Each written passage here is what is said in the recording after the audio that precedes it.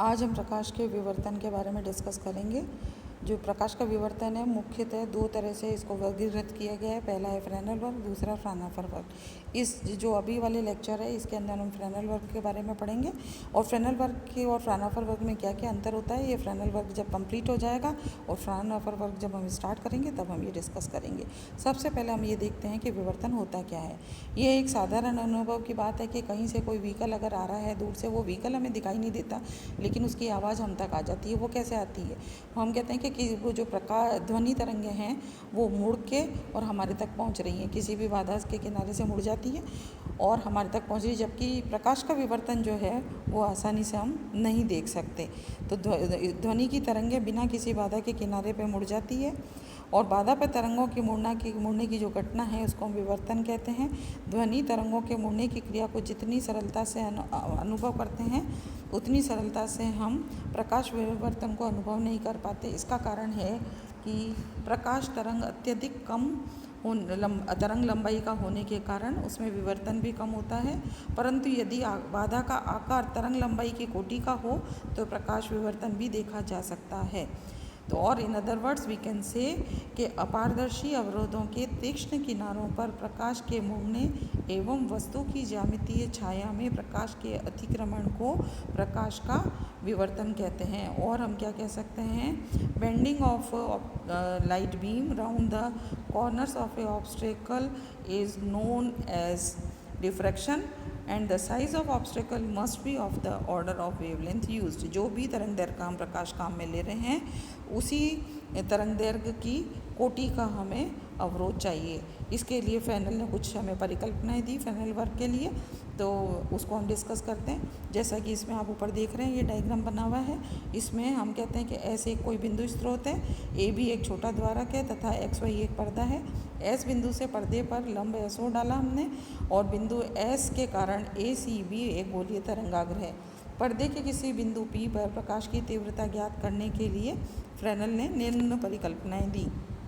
पहली परिकल्पना है कि किसी तरंगाग्र के प्रत्येक बिंदु से द्वितीयक तरंगें उत्पन्न होती है। दूसरी, किसी तरंगाग्र को बड़ी संख्या में टुकड़ों अथवा क्षेत्रों में विभाजित किया जा सकता है जिसे हम फ्रेनेल मंडल या फ्रेनेल क्षेत्र कहते हैं।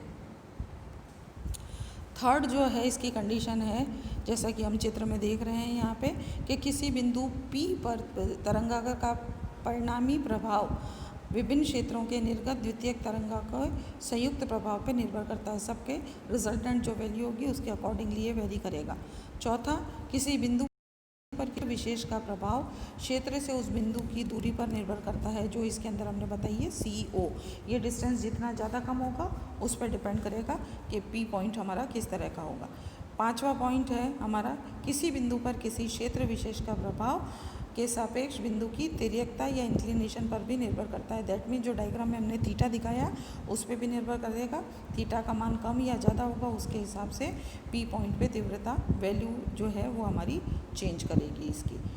इसी तरह से हम कह सकते हैं कि ये पांचों जो हमने ये प्रभाव देखे हैं, इस प्रभाव के आधार पर हमने देखा कि जो फ्रेनेल ने हमें परिकल्पनाएं दी, इनके आधार पर हमने फ्रेनेल के अर्धकालिक मंडल बनाए, फ्रेनेल्स हाफ पीरियड जोन्स बनाए और इन हाफ पीरियड जोन की सहायता से हमने विवर्तन को समझने की कोशिश की। तो जो डायग्राम देख रहे हैं हम, उस डायग्राम के हिसाब से हम मानते हैं कि लैम्डा तरंग लंबाई के एक वर्णीय प्रकाश के लिए ABCD एक समतल तरंगाग्र है। ये तरंगाग्र आगे की ओर अग्रसर है। हाइगन के सिद्धांत के अनुसार तरंगाग्र का प्रत्येक बिंदु द्वितीयक तरंगिकाओं को जन्म देता है। जैसा कि हमने सबसे पहली अवधारणा देखी थी फ्रेनेल की। फ्रेनेल ने बताया कि तरंगाग्र से दूरस्थ बिंदु P पर परिणामी प्रभाव उन असंख्य तरंगिकाओं के व्यतिकरण के कारण होगा जो तरंगाग्र के असंख्य बिंदु से निर्मित हुई हैं। P बिंदु पर परिणामी प्रभाव जानने के लिए फ्रेनेल के अनुसार संपूर्ण तरंगाग्र को हम छोटे छोटे क्षेत्रों में विभाजित कर सकते हैं जिन्हें अर्धकालिक मंडल या जोन्स कहते हैं। अर्धकालिक मंडल कैसे बनाते हैं उसके लिए अब हम डिस्कस करेंगे। बिंदु P जो है ये O पे काटता है इसको तरंगाग्र को और इसे हम कह देते हैं कि ये P के सापेक्ष तरंगाग्र का ध्रुव कहते हैं इसको हम। माना दूरी जो OP है वो B है, अतः P को केंद्र मानकर हम PM1 डिस्टेंस लेते हैं B plus lambda by 2, PM2 distance B plus 2 lambda by 2, PM3 is B plus 3 lambda by 2। ऐसी त्रिज्याओं के सकेंद्रीय गोले खींचते हैं जो कि समतल तरंगाग्र का काट सकेंद्रीय वक्त होंगे, जिनकी की त्रिज्याएं डायग्राम के हिसाब से OM1, OM2, OM3 इस तरह से होंगी। OM1, OM2, OM3 होंगी।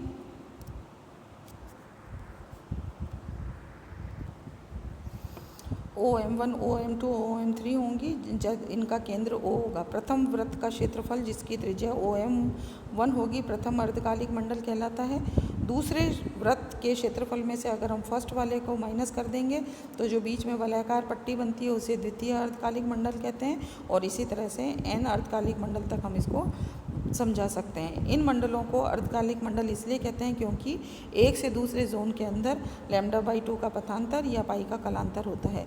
अर्धकालिक मंडलों का क्षेत्रफल, area of half period zones, इसको निकालने के लिए हम ऊपर ये जो है ट्राइंगल OM1P लेते हैं। पहले OM1P ट्राइंगल में हम कह सकते हैं कि OM1 डिस्टेंस किसके बराबर हो गया, PM1 square minus OP square का अंडर रूट के बराबर। अब PM1 क्या डिस्टेंस है, ये हाइपोटेन्यूज है PM1, और ये कितनी हो गई, हमने लिए इसको B प्लस लैम्डा बाई 2, तो PM1 हो गई B प्लस लैम्डा बाई 2, तो इक्वेशन हो गई under root of B plus lambda by whole square minus B square. इस इक्वेशन को जब हम सॉल्व करेंगे तो ये आ जाएगी under root of B lambda plus lambda square by 4।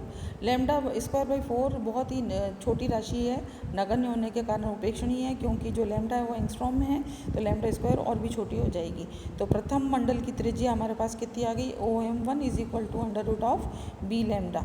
अब हम अगर इसका क्षेत्रफल या एरिया निकालें फर्स्ट हाफ पीरियड जोन का, तो area of first half period zone हो जाएगा पाई R स्क्वायर।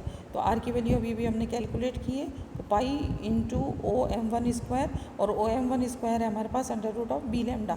तो ये प्रथम मंडल का क्षेत्रफल या फर्स्ट हाफ पीरियड जोन का जो आपका एरिया है वो हो गया पाई B लैम्डा के बराबर।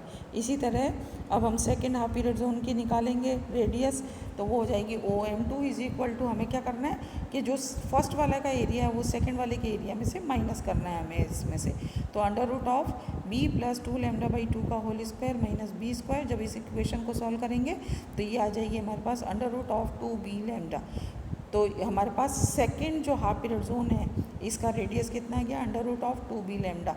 तो दूसरे मंडल का जब क्षेत्रफल होता है पाई R स्क्वायर, R हमारे पास है, ये वैल्यू जब 2B लैम्डा दूसरे मंडल का क्षेत्रफल निकालेंगे तो पाई R स्क्वायर मीन्स सेकेंड में से फर्स्ट की माइनस करें, तो OM2 square minus OM1 square means जो फर्स्ट हाफ पीरियड जोन और सेकेंड हाफ पीरियड जोन के बीच की जो वलयाकार पट्टी है उसका क्षेत्रफल निकाल रहे हैं हम, और ये हो जाएगा पाई B लैम्डा के बराबर।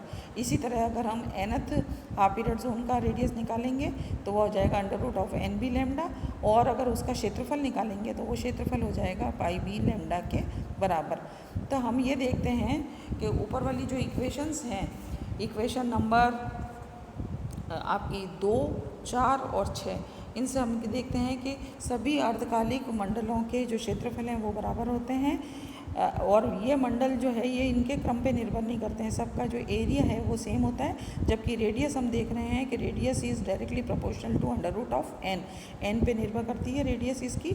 और अर्धकालिक मंडलों का क्षेत्रफल जो है वो लैम्डा और B के अनुक्रमानुपाती होता है, जहाँ पे लैम्डा क्या है, इस जो वेवलेंथ हम लाइट की यूज़ कर रहे हैं वो वेवलेंथ है, और B है हमारे पास के पोल से स्क्रीन के बीच की दूरी जो OP है डिस्टेंस वो B है। तो अर्धकालिक मंडलों की त्रिज्याएँ कैसी होती है, under root of B lambda, under root of 2B lambda, 3B lambda, और इन जनरल हम लिख सकते हैं under root of NB lambda. अर्थात ये जो है आपकी त्रिज्याएँ वो प्राकृतिक संख्या के वर्गमूल के अनुक्रमानुपाती होती है।